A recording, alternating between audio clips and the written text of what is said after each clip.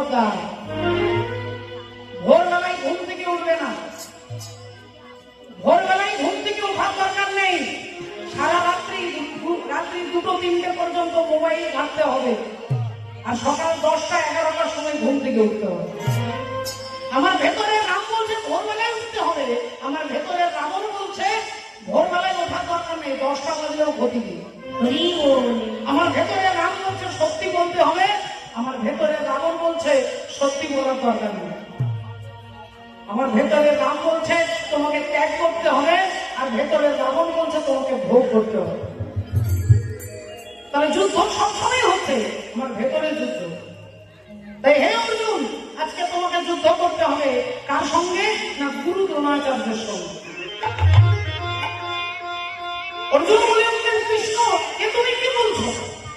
আমি আমার গুরুদেবকে যুদ্ধে পরাজিত করব, আমার গুরুদেবকে আমি হারিয়ে দেব? যেই বলেছে ভগবান হেসে উঠেছে। অর্জুন, এই কুরুক্ষেত্রের মাঠে এমন কোন ব্যক্তি নেই যিনি গুরু দ্রোণাচার্যকে হারাতে পারবেন। এই কুরুক্ষেত্রের মাঠে এমন কোন ব্যক্তি নেই যিনি দ্রোণাচার্যকে হারাতে পারবে, এত ক্ষমতা কারণ নেই। অর্জুন বললেন তাহলে উপায় একটা আছে। কি উপায়? না তোমার গুরু দ্রোণাচার্য সাত্বিক ব্রাহ্মণ, আর সাত্বিক ব্রাহ্মণ যারা, তারা 3বার গায়ত্রী মন্ত্র জপ করে, একবার ভোরবেলায়, একবার দুপুর বেলায়, একবার সন্ধ্যেবেলায়। তাই গুরু দ্রোণাচার্য ভোরবেলায় উঠে ওই গাছের তলায় বসে চোখ বন্ধ করে যখন তিনি গায়ত্রীর মন্ত্র জপ করবেন, তুমি চুপি চুপি গিয়ে তার চরণ দুটো ছুঁয়ে প্রণাম করবে। তুমি চুপি চুপি গিয়ে তার চরণ ছুঁয়ে প্রণাম করবে, আর যেই তুমি প্রণাম করবে উনি চোখ বন্ধ করে তোমার মাথায় হাত রেখে বলবে, বলো বৎস তুমি কি চাও? আর যখনই তিনি বলবে তুমি কি চাও, তুমি তাড়াতাড়ি বলবে, গুরুদেব আমি জানতে চাই আপনার মৃত্যু কিভাবে হবে। যে কথা বলেছে অর্জুন চিৎকার করে উঠেছে, কৃষ্ণ তুমি কি বলছো? কৃষ্ণ তুমি কি বলছো? আমি আমার গুরুদেবকে জিজ্ঞাসা করবো যে আপনার মৃত্যু কিভাবে হবে? ভগবান বললেন, দেশের জন্য, রাজ্যের জন্য, রাষ্ট্রের জন্য এ প্রশ্ন তোমাকে করতে হবে। এ প্রশ্ন তোমাকে করতে হবে।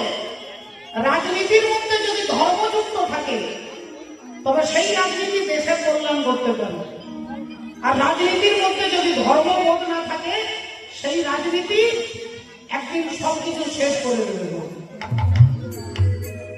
তাই ভগবান বললেন তোমাকে প্রশ্ন করতে হবে। তিনি যখনই প্রশ্ন করবে, রাধে রাধে, এ প্রশ্ন তোমাকে করতে হবে গুরুদেবকে। যাও অর্জুন যাও। অর্জুন ভোরবেলায় 1-2 করে হাঁটতে হাঁটতে গুরুদেবের চরণের পাশে এসে দাঁড়িয়েছে। আর যেই গুরু দ্রোণাচার্যকে প্রণাম করেছেন, অমনি গুরু দ্রোণাচার্য মাথায় হাত রেখে আশীর্বাদ করে বলেছে, বলো বৎস তুমি কি চাও? আর যেই বলেছে কি চাও, অমনি সঙ্গে সঙ্গে অর্জুন বললেন, গুরুদেব আমি জানতে চাই আপনার মৃত্যু কিভাবে হবে। কিভাবে যেই প্রশ্ন করেছে গুরু দ্রোণাচার্য চোখ বন্ধ করে থাকতে পারলেন না, সঙ্গে সঙ্গে বড় বড় চোখ করে তাকিয়েছে। কে? আর যেই তাকিয়েছে অমনি দেখছে অর্জুন দাঁড়িয়ে আছে। অর্জুনকে দেখে দ্রোণাচার্য হেসে ফেললেন। তবে অর্জুনকে দেখে না, দ্রোণাচার্য অর্জুনকে দেখছেন। অর্জুনের পেছনে একটা গাছ আছে, আর গাছের আড়ালে ভগবান কৃষ্ণ দাঁড়িয়ে আছেন। ভগবানকে দেখা যাচ্ছে না, উত্তরীয়টা মাঝে মাঝে নড়ছে। ভগবানের উত্তরীয়টা মাঝে মাঝে বাতাসে নড়ছে। এই উত্তরীয়টা দেখে দ্রোণাচার্য বুঝতে পেরে গেল যে পক্ষে কৃষ্ণ রয় সেই পক্ষ কি কখনো পরাজিত হয়? যে পক্ষে কৃষ্ণ রয় সেই পক্ষ কি কখনো পরাজিত হয়? বাবা অর্জুন, তুমি জানতে চাইছো আমার মৃত্যু কিভাবে হবে? যেদিন আমি আমার ছেলে অশ্বত্থামার মৃত্যু সংবাদ শুনবো, আমার হাত থেকে ধনুর্বাণ মাটিতে খসে পড়বে। যেদিন আমি আমার পুত্র অশ্বত্থামার মৃত্যু সংবাদ শুনবো, আমার হাত থেকে ধনুর্বাণ মাটিতে খসে পড়বে। আর যতক্ষণ আমার হাতে ধনুর্বাণ থাকবে, পৃথিবীর কোন বীর আমাকে পরাজিত করতে পারবে না। আর এই ধনুর্বাণ যখনই খসে পড়বে তখনই জানবে আমার মৃত্যু হবে, তার আগে নয়। সমস্ত ঘটনা অর্জুন এসে ভগবানকে বলে দিলেন। কিছুক্ষণ পরে কুরুক্ষেত্রের যুদ্ধের শঙ্খ বেজে উঠল। যে যুদ্ধের শঙ্খ বেজে উঠল, অমনি অর্জুনের সঙ্গে দ্রোণাচার্যের যুদ্ধ শুরু হয়ে গেল। অর্জুনের সঙ্গে দ্রোণাচার্যের যুদ্ধ শুরু হয়ে গেল। আজকে দ্রোণাচার্য অর্জুনকে বারবার বান দিয়ে বিধ্বস্ত করছে।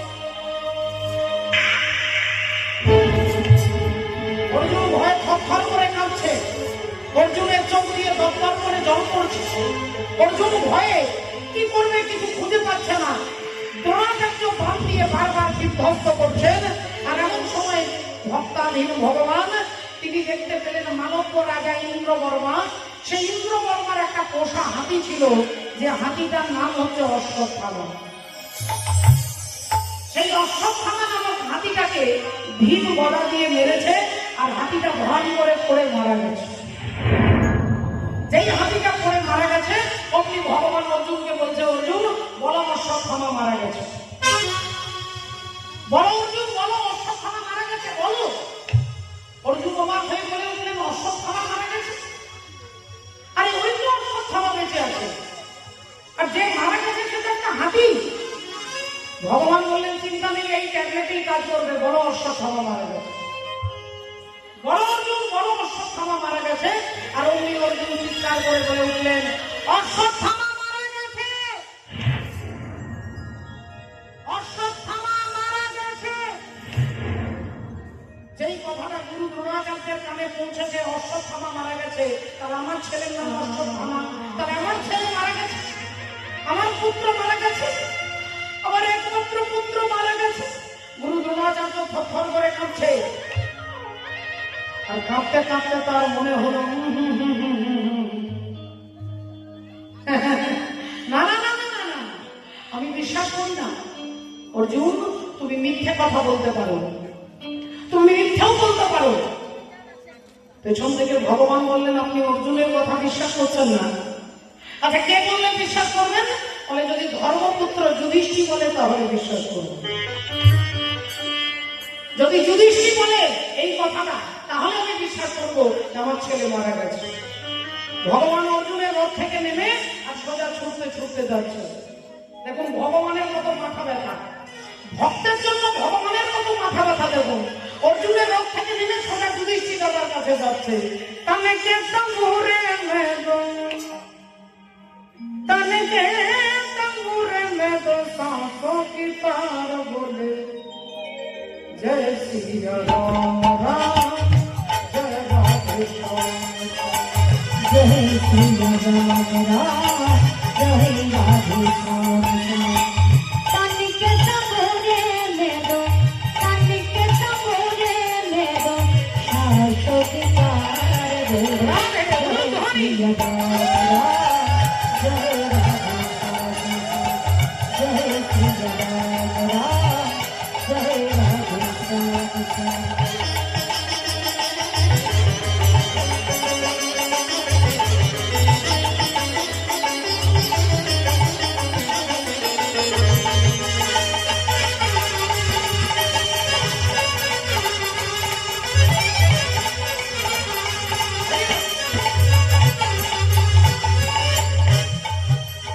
लगन लगी दिला भारी में,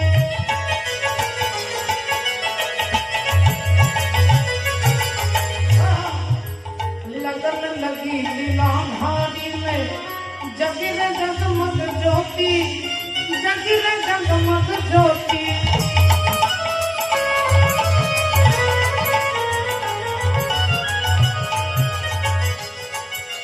लगन लगी नीलाधारी में, जगिरे जगमग ज्योति, जगिरे जगमग ज्योति। राम नाम का हीरा पाया, श्याम नाम का मोती, जगिर जगमग ज्योति। मन की मुरलिया में,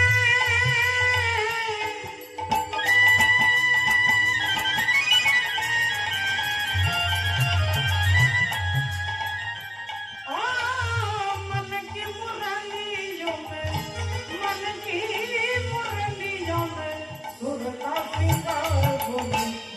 श्री राम राम जय राधे श्याम श्याम जय श्री राम राम जय राधे श्याम श्याम जय श्री राम राम जय राधे श्याम श्याम।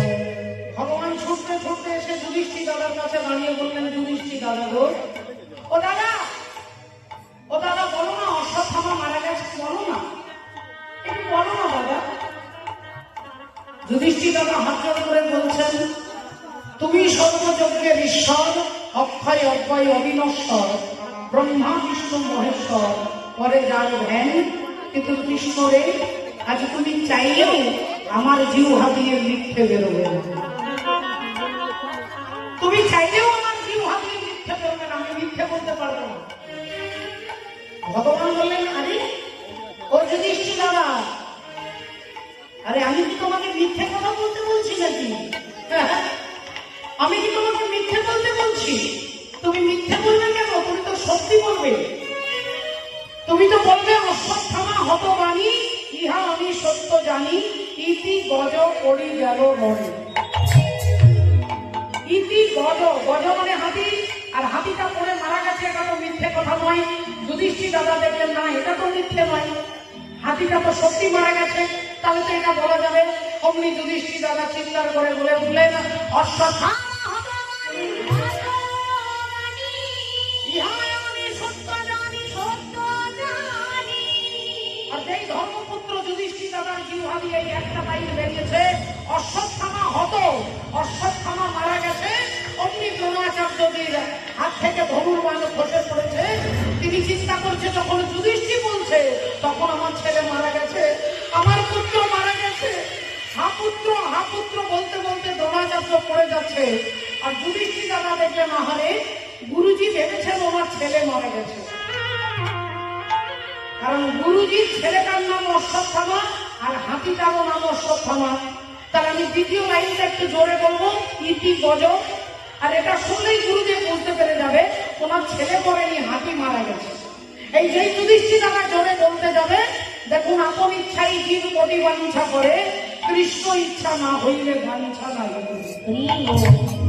এখানে যত যত মায়েরা বসে আছেন, সমস্ত মায়েরা বাবারা চান যে আপনার ছেলে যাতে ভদ্র হয়, আপনার ছেলে যাতে সৎ হয়, আপনার ছেলে যাতে নিজের পায়ে দাঁড়াতে পারে, আপনার ছেলে যাতে লোকের মঙ্গল করতে পারে। এখানে সমস্ত মায়েরা বাবারা চান। কোনো মা চায় না যে মায়ের আগে তার ছেলে পৃথিবী থেকে চলে যাবে। কিন্তু হাজার হাজার ঘটনা দেখুন, 20 বছরের 25 বছরের ছেলে পৃথিবী থেকে চলে যাচ্ছে, মা চাই না। কিন্তু আপনি না চাইলে তো হবে না বাবা। আপন ইচ্ছাই জীব কোটি বাঞ্ছা করে, কৃষ্ণ ইচ্ছা না হইলে বাঞ্ছা না হইবে।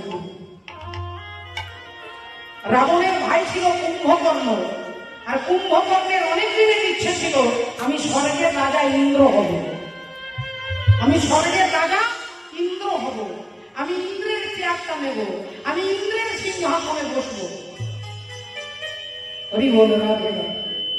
একটু ভালো করে ভেবে দেখুন, সামনে আসছে ইলেকশন, ওই সিংহাসনটা, ওই চেয়ারটা পাওয়ার জন্য রাধে রাধে চারিদিকে কি চলছে একবার ভেবে দেখুন। ওই চেয়ারটাকে পাওয়ার জন্য কত মানুষ মরবে, কত ঘর পুড়বে, কত অশান্তির দাবানল জ্বলবে। তাহলে ইন্দ্রের আসনটা পাওয়ার জন্য রাবণের ভাই কুম্ভকর্ণ 10,000 বছর তপস্যা করতে বসে। আর 10,000 বছর পরে সৃষ্টিকর্তা ব্রহ্মা কুম্ভকর্ণকে বলছে, আজকে তুমি যা চাইবে তোমাকে তাই দেবো, আজকে তুমি যা চাইবে তোমাকে তাই দেবো, বলো তুমি কি চাও। তাহলে কুম্ভকর্ণের আগে থেকেই প্ল্যান করা আছে যে আমি স্বর্গের রাজা ইন্দ্র হব, আমি ইন্দ্রের চেয়ারটা নেব, আমি ইন্দ্রের আসনটা নেব, আমি ইন্দ্রাসন চাইব।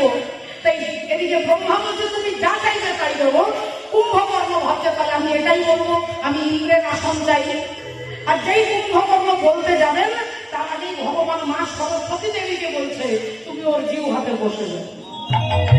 মা সরস্বতী কুম্ভকর্ণের জিহ্বাতে বসে গেলেন।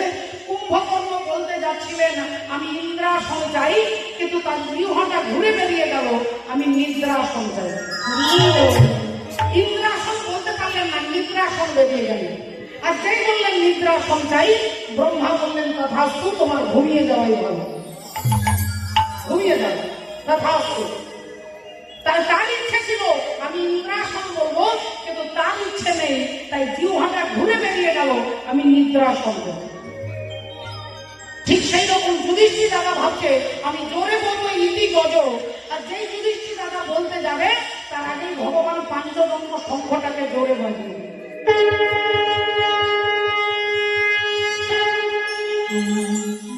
এত জোরে শঙ্খটাকে বাজিয়ে দিলেন যে দ্রোণাচার্য শুনতেই পেলেন না, ইতি গজ পড়ে গেল।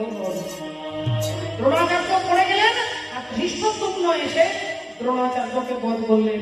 তাহলে এবার আপনারা বলবেন যে দ্রোণাচার্য, মহাভারত খুলে দেখুন, দ্রোণাচার্য একজন নিষ্ঠাবান ব্রাহ্মণ, দ্রোণাচার্য এখন সৎ চরিত্রের ব্যক্তি, দ্রোণাচার্য বীর, দ্রোণাচার্য জিতেন্দ্রীয়, দ্রোণাচার্য পণ্ডিত, এতগুলো যার গুণ আছে, কুরুক্ষেত্রের মাঠে তিনি মারা গেলেন কেন? ভগবান বললেন যে দ্রোণাচার্যের অনেক গুণ আছে, কিন্তু একটাই বদগুণ আছে, আর ওই একটাই বদগুণ হচ্ছে কি না, তিনি দুর্যোধনের দলে ছিলেন। দুর্যোধনের দলে, দুর্যোধন ব্যক্তির পক্ষে, দুর্যোধন ব্যক্তির পক্ষে ছিল বলে ওই কুরুক্ষেত্রের মাঠে তিনি যেমন শেষ হয়ে গেলেন, এই সংসার কুরুক্ষেত্রে তুমি মাস্টার হতে পারো, তুমি নেতা হতে পারো, তুমি মন্ত্রী হতে পারো, তুমি কীর্তনীয় হতে পারো, তুমি ডাক্তার হতে পারো, তুমি প্রফেসর হতে পারো, এই সংসার কুরুক্ষেত্রে তুমি যদি অসৎসঙ্গ করো তাহলে তোমার বিনাশ অবশ্যম্ভাবী হবে, বিনাশ অবশ্যম্ভাবী হবে। এই কারণে চৈতন্য ভগবান এলেন জগতের জীবকে বাঁচানোর জন্য। হাসি মাখা বদনে আর ছল ছল নয়নে, অভয় আনন্দ কামনে মন রময় একবার হরি বল হরি মালা, পুরো ধনী হরি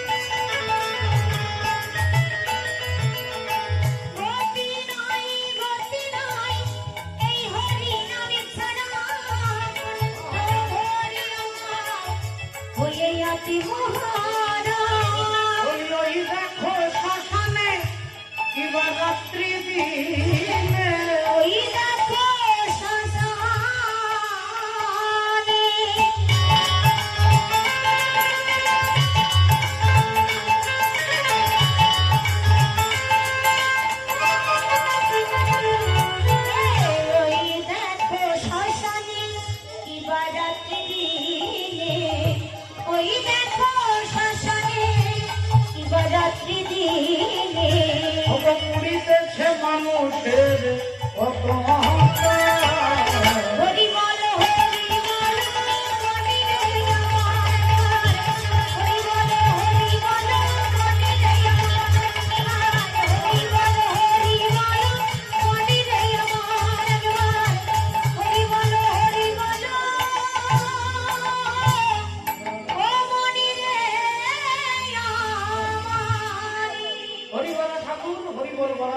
দিচ্ছেন, মহাজন বরং দিচ্ছেন, ও যে জগাই মাধাই পাপি ছিল।